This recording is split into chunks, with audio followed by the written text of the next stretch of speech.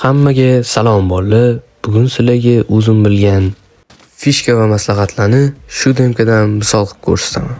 Qani ketdi. Birinchi bo'lib bizda pistoletli raund va men o'zimga ishonib jiggle oldim.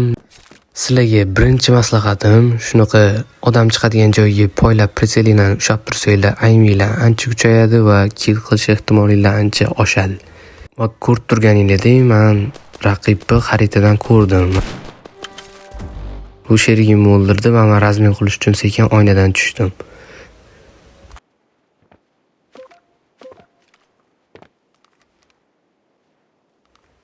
Bu yoqda men birinchi protivnikni ko'rib qoldim va adashmadim. Ikkinchi protivnik haqida menda info bor edi va shuning uchun sekin chiqdim.